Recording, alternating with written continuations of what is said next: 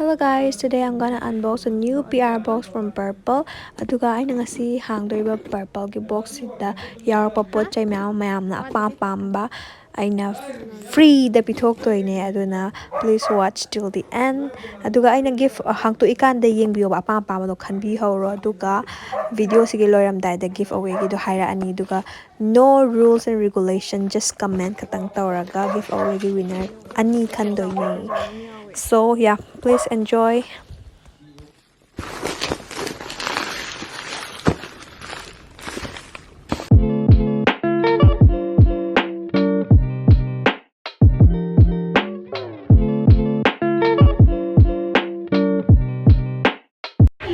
Sigi set sineba ko sigi color se phajabane aingonda hojik taiba set sineba ko si sineba ko si phajabani moi MRP se 325 ni aduga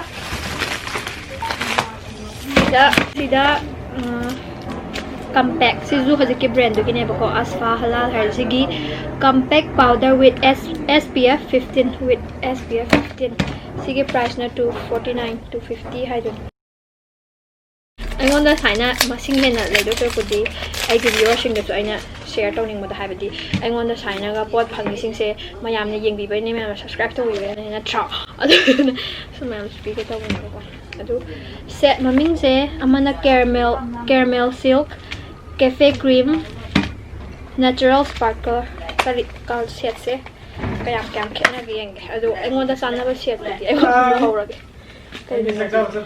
aingonda sana da ba set aingonda lairaga adu ne hena mangi dana set si aingonda sana ni ko khari yellow ai bisa ado budi na khara sisung go budi tairu yengo da sisina go budi ngau khara ngangi dana ko adu sisina muiba sisem aduga sisina aigi sana boy ba hadi khara yellowish tangbase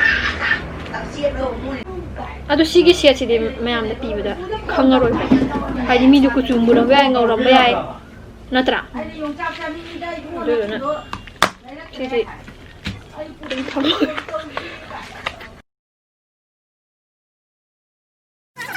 sina aigi na caramel cream kai black to kali red to kali oh duka ai do somdoi na hang to ra pa somdoi han to ba aduga sisina kaino ne ba blush stay quirky gi blush ado sigi blush se duo ne ba ai set ani ni yaushan ma da ado han ba gi se brands ready to hai ba sigi se ai na han ai video da sijin na be ko adu do na bi ba di nu ngai ro hadi use to ro to ado ai na sijin na ba da sijin brands ready hai ba ko isina movie that kawe orange sangba amaga khara dark pink aduga sisina road tripping hai light pink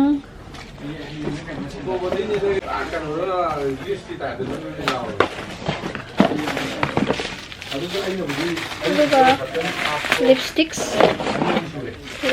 layer sida sizo asfa halal gini ko asfa halal aduga han bagi set se red mulberry Martina, can I use your kudang this size tang tai hayo han bagi tai dori ba set maming se red mulberry ko chikalo ata ow red mulberry okay aduga mathangi sina mayam gi dum apamba do khanbi hawra ba hoje aduga horen give away sida daw ga dana yaw aga su mathang gi sina number 1 ne ba ko aduga Sienna dream hai Sienna dream ai chumba ngi pai phaje kara dark red kara brown so hebe chang ba ko phajadra si phajai to phajai han tayo da heavy makeup da aduga mathang da tai do risina coffee cloud hai dark red maroon lipstick se nungai taiba ngasai ge mu hena yakhale asina mu aduga mathang da tai dori na pink satin ꯂꯦꯠ ꯄꯤꯡ ꯍꯥꯏꯖꯋꯥꯅꯦ ꯂꯦꯠ ꯑꯗꯣ ꯈꯔ ꯄꯤꯡꯒꯤ ꯀꯩꯅꯣꯗꯤ ꯆꯪꯉꯝꯒꯅꯤ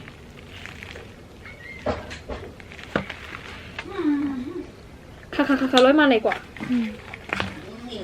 ꯑꯗꯨꯒ ꯍꯟꯇꯛꯀꯤꯁꯤꯅ ꯔꯣꯁ ꯁꯦꯗꯣ ꯁꯦꯒꯥꯏ ꯔꯣꯁ ꯁꯦꯗꯣ ꯁꯤꯅ ꯈꯔ ꯂꯥꯏꯠ ꯑꯣꯏꯀꯣ ꯁꯤꯅ ꯑꯣꯏꯅ ꯄꯤꯡ ꯆꯪꯉꯦ ꯀꯣꯁ ꯇꯧꯕ꯭ꯔꯥ ꯐꯖꯩ ꯂꯣꯏ ꯐꯖꯩꯀꯣ ꯈ ꯍꯥꯎ ꯅꯪ ꯁꯤ ꯄꯥꯝꯃꯝꯃꯅꯤ ꯁꯦ ꯑꯗꯨ ꯍꯥꯟꯅ ꯄꯥꯏꯌꯨꯍꯦ ꯀꯔꯤꯅꯣ ꯑꯁꯤꯗ ꯑꯃꯒ ꯌꯥꯎꯋꯦ ꯍꯣ ꯑꯁꯤ ꯍꯥꯟꯅ ꯃꯦꯠꯂꯝꯃꯣ ꯍꯥꯏꯕ ꯏꯁꯦ ꯀꯥꯔꯛꯇꯣꯏꯅꯦ ꯑꯁ ꯂꯣꯏ ꯊꯝꯃꯦꯕ ꯑꯗꯨꯒ ꯁꯤꯁꯤꯅ ꯉꯁꯥꯏ ꯑꯩꯅ ꯑꯍꯥꯟꯕ ꯄꯨꯊꯣꯔꯛꯄ ꯃꯦꯠ ꯂꯤꯞꯁꯇꯤꯛꯇꯣ ꯑꯗꯨꯒꯤ ꯃꯈꯥ ꯇꯥꯕ ꯑꯍꯨꯝ ꯑꯍꯥꯟꯕꯩꯁꯤꯅ ꯆꯦꯔꯤ ꯐ꯭ꯂꯥꯁ ꯍꯥꯏꯌꯦ ꯆꯦꯔꯤ ꯐ꯭ꯂꯥꯁ ꯁꯤ ꯌꯦꯡꯒꯦ ꯁꯤꯁꯨ ꯌꯥꯏ ꯑꯗꯨꯝ ꯁꯤꯃꯨꯛ ꯇꯩꯒꯦꯁꯤ ꯉꯥꯏꯈꯣꯁꯦ Oh my god cherry flash ayan aduga mathanggisina ruby ren che mate wa sidi pura sina pure red ni ko hadi yakusuna taba samusuna dum red to si phaje wow dress ko de aja udana ni anki si color tai now ji e kamera e bayam to ini now je aduga last kisina sina sparkler amu jogo chaba da thoda ani nga sina sai tai ba mane ka Saya si Jo orange ho phasai amna ha ina e bayam to si color makai sini nang lipstick pam hai natra sila hawro se phasai aduga now e amu sina kaino stay quirky gi eyeliner with a badass upgrade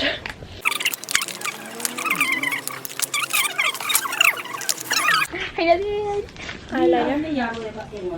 aduga sisina asijo asfa halal lamin ga asfa halal gi long stay liquid eyeliner sisu eyeliner ni aidi adum eyeliner yam tai bam pame ba eyeliner kara chop sai haipta ya pepe ne i amu tum to pepe na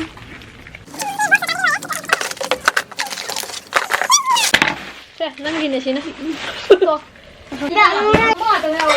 tak saya khoi pi ge man nang ni ai kanam ta pi roi dum dum adu han me lama ka dawe nang si me ba ta hi ma tang gini sala me sala sa nang ngor de si mangai de ma pi ge haba nang kana da pi nam no da mana metro si ja na du nang met na bra kana pi ngai na ai ni kayo au di met ro som da yam ngai ngam singa adum me ba da nang sung chatre sang ni chal pura kan sigi box da yawi ba sina sigi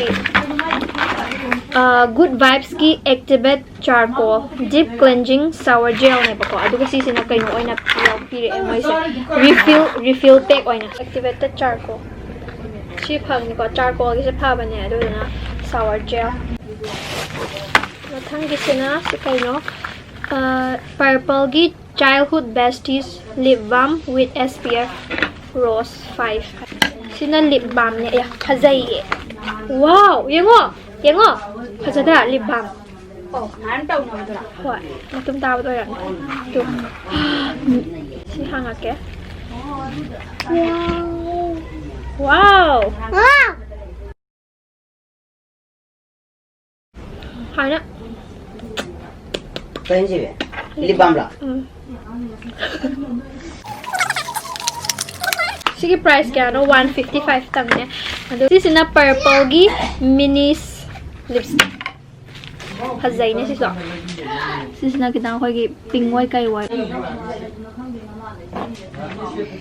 to mathanggisina Alps Goodness Ki coconut argan oil and hyaluronic acid hydrating and nourishing shampoo for dry hair ay samdiam dry oil do na good oil price na 249 Lange. Aduga sisina Vayam Ayurvedagi 99% pure aloe vera gel. Who wants aloe vera gel?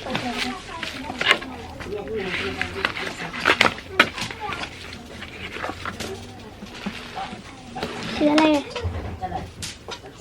aloe vera gel. Aloe vera gel kaya malay ito na. 249. Sisina coconut 100% pure cold pressed carrier oil. Coconut oil. Aduga sida sul na pulis na may yaw sis di mamanga imong yaw okay. Vanilla do. Si koy maru yaw bido. Aduga sina light blue oil. Aduga sisina pink. Sisina nude kala grayish. Aduga sina yellow sparkle. Sisu golden sparkle. Golden sina marigold kawe. Aduga sige yellow sina sunset gold. Aduga sige sina butterscotch. Aduga sige pink sina vanilla and berries. Aduga sige light green sina vanilla. Si mamang yaw ko imong. Aduga sige sina mint chocolate. Choco chip hai mint choco chip. Lai sa puwe to masih jaga. Aduga sisa imong yaw ko mamang gid. Yaw di. Sisa na good vibes ki vitamin E nourishing Immune Gel Face Serum. Face Serum. Price 175. Iko. Aduga. Sisina face serum ko. Aduga sisina kay no. Good vibes ki vitamin E nourishing hair serum. Samgi serum. Aduga sisina NY Baggy High Island Eye Pencil. So black. Not blue. Blue color. Aduga sisina high on brown. Sina brown or man ito. Brown. Na stay quirky kazal white color. White. Kazal. White. Ay kaya thole doon kaya thole lagi. Sisina good vibes ki chocolate lip scrub. Lip scrub. Lip scrub ti pa me. Ay ha nagi good vibes ki ra. Mango ki malay ba. Sisina chocolate. Kazal ne.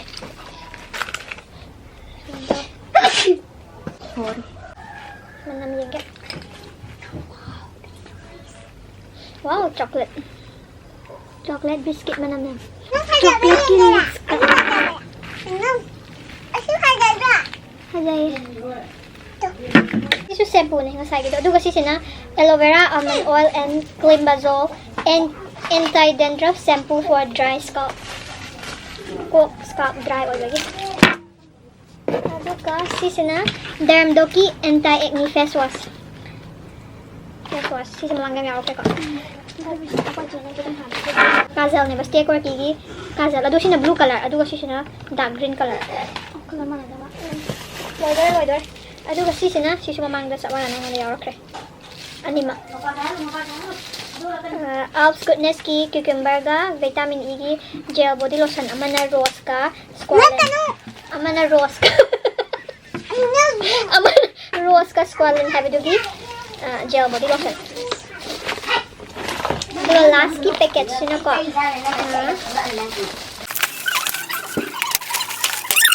Sisina ahan ba sina S repair face serum, sina anti-aging face serum, anti-acne face serum. Sis karaman ang munda malay ba? Karaman. Sina aduga last ki sina good vibes ki vitamin C and E H defying face serum. Sa hili sa laban nga yaw siya. Loire, ado hazik kay ado hazik si members dagi karamba giveaway da yaw ko na lagi. Karamba box ani or ko niya ko winner ani gi ado da ulage box karamba da na karamba po chay hapto no ha ulage do ga maya giveaway gi rules yam easy ni only comment ta to ni sige video sida ado ngala ga ulage. Ana kala Okay, ma'am, I hozik kaino gift sing do ready la rebo ko. Do gift se kamaina giveaway se kamaina to do no hay matanda box ani ni da nakauda box amana pink color na pack tawdoineba cover tawdoineba aduga amana blue na tawdoineba ko aduga pink da hapiba posing jo mayam da hairake aduga blue da hapasing jo kai kai na habdo hairake ba ko aduga mayam na blue da yawiba pot to pamaga na dum like comment I want the blue box or natragana pink da happy photo pamanga I want the pink box adana dum comment adana dum tang tawbiro ba comment tang hadi rules thammaroi ba only comment khatang tawbiro hadi blue box to pame or pink box to pame adana English tiger manipuri ga hagera only pink box hagera blue box hagera dana tang habira su kusu kaide aduga kaino di habira kada hadi kaigoma winner khala matung da aina somna paw phaurakna ba Instagram account oigara Facebook account oigara username do adu habi aduga konana mahada hapiramo adu amta paidra sum paida bu lei na ko paidra na phone number pithok pa yaba hadi adum kani adum comment da hapa yaba phone number lairaga dum hapiramo hadi aina paw phor pa yaba gi kaino ma pibiramo ba aduna tadi yaragana aduga ngasi gi giveaway se nupa amana nupi kaina leibri leiroi aduga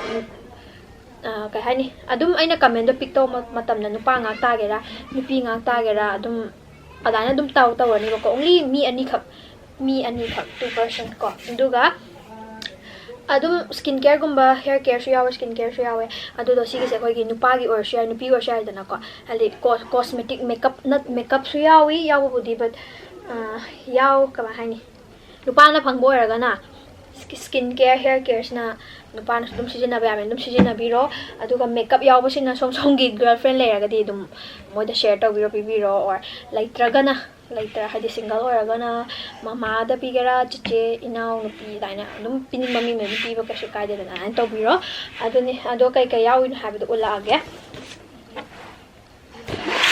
han bagi sina pink box ki oido ni ba pink box ki da yawi singse ula age sige sida ngasi giveaway je adu ke yawagi 100k adu yawagi adu gumbagi ke amta natte adum cham giveaway just normal giveaway ne adum hire ge ba ko adu ka ai gi site gi pot macha ani khakti yawe hadi haina angonda phangba se katang hapana tabi da ko hadi angonda ma'am phange adu haina ma'am su tum yengbiri do ma'am su share taw tradi na do ma'am da su hadi angonda hodi subscribe taw 100k 100,000 136,000 na daina di sure da na mi se yame ba it's not kitang khak na tre ba yam yame ba adu na loina ma kudi pinning ata ga su adu lo ti pi ba ko na roi da bani na aina only two lucky winners khalla ge taw ba ko adu gi do ping gi da hap to se kai hai ma tam da sigi kauna gi basket se da hap to ne ba ko ping gi da yaw do sing se kai no hai ba ma tam da steak or gi bed as kai no green dark green gi kajal ma yaw re ko adu ka sisna ayurveda gi 100% pure aloe vera gel si ama yaure and si din pas na pishi na yaba ni ko aduga wowgi foaming face wash rose ki Himalayan rose ki sa si ama ga yaure si so dum pa na si na yaba aduga Alps Goodness ki rose and squalene hydrating gel body lotion si so no power no pure no yaba aduga face clean and soft tissue sisun kan piya ba aduga anam rin kan piya ba hapa ba ne ko aduga dermdoki anti acne face serum sisun kan piya ba aduga lipstick amayawe sina kay gumano pa na pangaga na ay nga sa habi to pining mom da nung pibiro sina cream matte lipstick ko aduga set maming sina red mulberry chalo yaksal sisine use kem te use to ko koi ai gi khut swatch to si khatang ne ba si color se to si hang to pa lang sa ka se ga ga si ma yawe aduga sisina ai gi site te gi hapane am pick na hand wrap macha aduga nail polish ani ga yawe sige nail polish ani siga yawe aduga sigi aina aiga side tagi mirror amala hapani mirror sisu nabi da oron powder mirror se dum yang ngai ko da mirror se kamai na mirror se samai ta tu ko ya dre sil samai ta we maning su mamang su som du su mirror ani mak samai ta we adum dressing table or any thambiro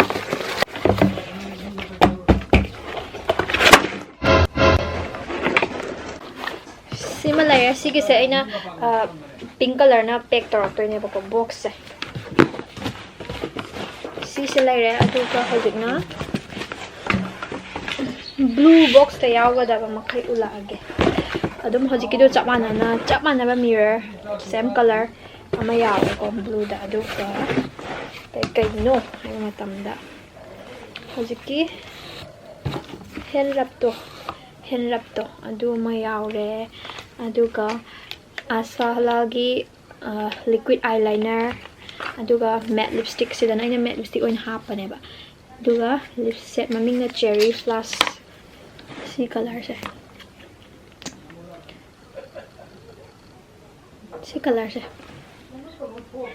se hapa bani si color se mahape aduga sida su chak mana ba sida yaw gi ba dong adugi anti acne face serum derm doki si ama su yaw re aduga stay quirky gi double dead blush duo sige set sina si se phaja ban si se hape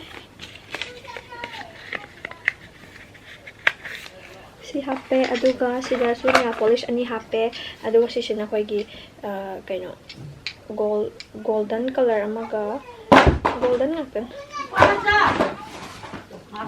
si ani si hape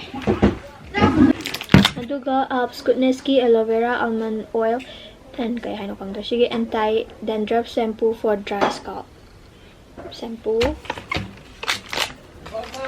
aduga goodness ki cucumber and vitamin E refreshing gel body lotion siga hape aduga sina wrist filgi nourishing hair oil sida na anong ba hair care sida body ki siya wa sure aduga sida na stay quirky gi sida na kajal se blue color hapa adu ne si sina blue gi dalay do ne blue box gi sida mirror ga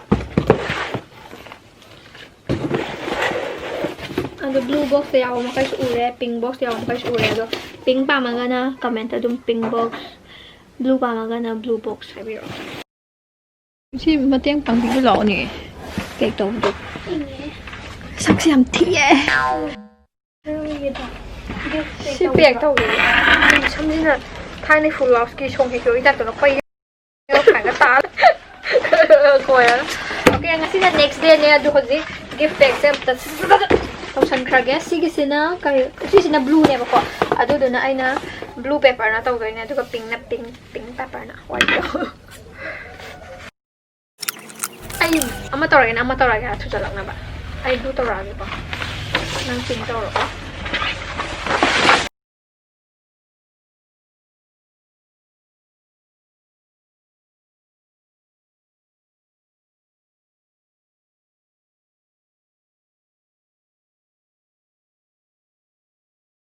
gift pack tawbo loire si sina blue box to oi doine blue gi aduga pink box loidribra marti aduga sida na pink gi box laire sina oh my god oi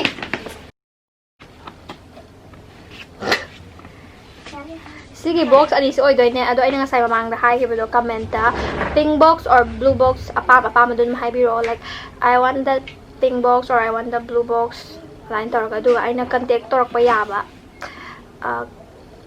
any phone number oigera Instagram username oigera Facebook username oigera dum pibira mo adu ne adu ga mayam ꯗꯥꯎ ꯌꯦꯡꯕꯤꯔꯣ ꯑꯗꯣ ꯉꯁꯤ video ꯁ꯭ꯋꯥꯏꯗ ꯂꯣꯏꯁꯤꯜꯂꯒꯦ ꯃꯊꯪ ꯚꯤꯗꯤꯑꯣꯗ ꯑꯃꯨꯛ ꯊꯦꯡꯅꯔꯁꯤ ꯕꯥꯏ ꯕꯥꯏ